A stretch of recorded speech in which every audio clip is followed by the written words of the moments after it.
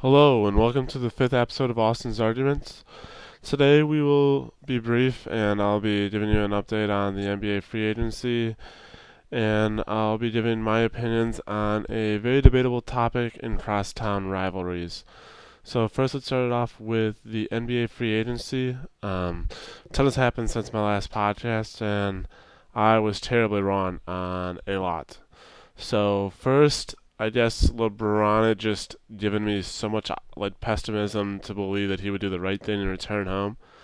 Um, Glad to say that I was wrong. LeBron is back in Cleveland, basically on a one-year deal, and many believe that he'll be on a one-year deal throughout the rest of his career. And for those of you wondering, it's technically a 2 years, but he can opt out after 1 year.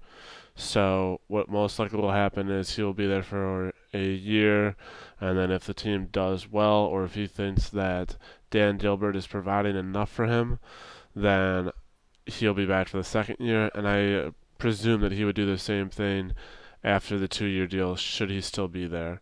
Um, Other things that I got wrong: Bosh is still with Miami, and Dane went to Miami. Those were two big things that I got wrong. And now for what I got right. Carmelo and his greenness went back to New York. Wade went back to Miami, and Gasol to the Bulls. Um, and a little bit like an explanation or my opinions on everything that happened. I love that what LeBron did with going to Cleveland, and I love how he's keeping Dan Gilbert accountable for giving him the everything that he needs to win a championship. Because as much as um, many would love to believe that one player can win a championship, I think it's been shown, at least hopefully, that it takes a whole team. It doesn't take just one player, and you can't just have a big three. You can't have a big four. You need a big 7 or 8 because you need guys to come off the bench and play well as well. So I think that that's really great. He's holding Dan Gilbert accountable. He's really setting himself up to make a ton of money in the future. So hats off to him for being someone that's never been the highest paid player on his team. I applaud him for doing that. The one main question that I have about all this, and I still have yet to understand why, is why Chris Bosh stayed in Miami. We knew that, or at least had thought that we had heard that if LeBron had stayed, then Chris Bosh was going to, and if LeBron left, then Bosh was going to go to Houston. So when we hear that LeBron is going to Cleveland, immediately I'm thinking, all right, well, that's a sign Chris Bosh is definitely going to Houston. But he didn't, and he actually turned down the Rockets and left them kind of in midair as they're already making room to clear out cap for him. A little bit puzzled by that. And then the other moves in short, Mel loves money and everything that money buys, so have fun in New York. I hope that you enjoy being a 7 or 8 seed or not even making the playoffs the next couple of years. I didn't think Wade was all that. Wade was pretty predictable. He was gonna stay with the Heat. He's been a Heat lifer, and he actually just tweeted out earlier today after he came to, or after he had officially signed back with Miami, that he's a Heat lifer. Dang in a Heat jersey is gonna make me absolutely sick, much like Favre did in the Vikings. And lastly, Gasol loves winning and loves that Derrick Rose recruited him, which he didn't do for Carmelo. But you know what?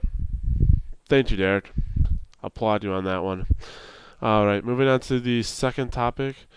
Something that really bothers me, and I get into a ton of debates in being a primarily Chicago sports fan. Sure, I'm a Packers fan. It was where my mom was born, and at the time, I really loved football, so that's why I love the Packers.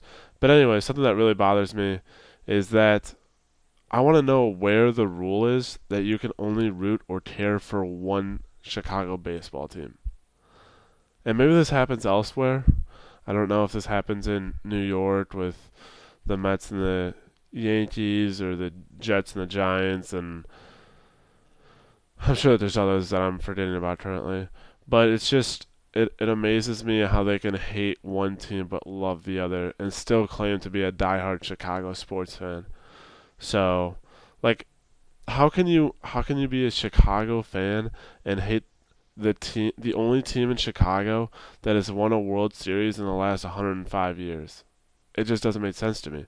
And then you go on the other side, and how can you hate a Chicago team that represents Chicago baseball and owns one of, I'd say, three parks that every single baseball fan needs to see before they die? There's no That's the Green Giant. There's no other ballpark that I can think of that has more history behind it and is as beautiful as Wrigley Field is.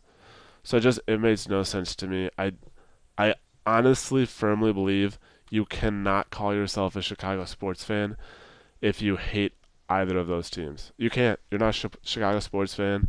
You're just someone who likes three out of the four teams or how many of the teams, but you can't call yourself a Chicago sports fan, and I don't care what you say.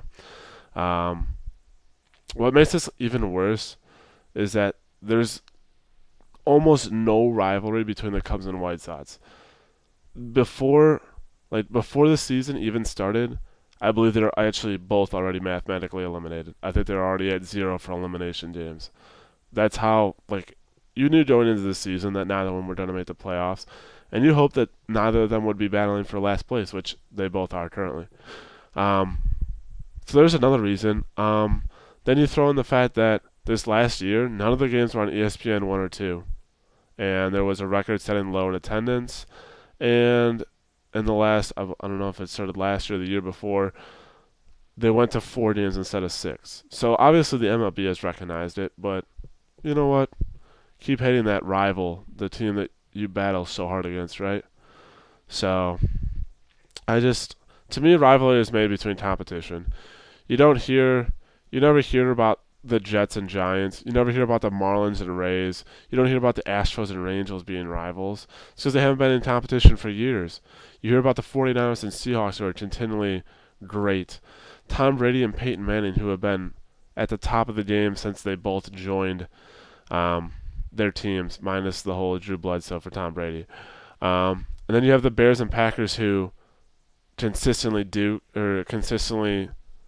go at each other, and then that brings me to my next one, which is Duke at North Carolina, and that's why they are so rivalry is because they have competition, and that's something that's needed. It can't just be, oh, I hate this team, we're rivals. You're rivals for a reason, and that reason is competition. So, I Chicago, I propose something to you. We can root for both. I'll root for Castro and Arrieta if you can root for Abreu and Sale, because as of right now, those are the four pieces in Chicago baseball that even make baseball relevant. Otherwise, we'd be 0 and 152 combined or wherever we're at, because it has been a disastrous season for both of these. Well, that's all I got for you guys this time. Remember to follow me on Twitter at ISUReppin12. Tell me what you guys think, and please share to spread the word if you like this. Until next time, keep it real, guys.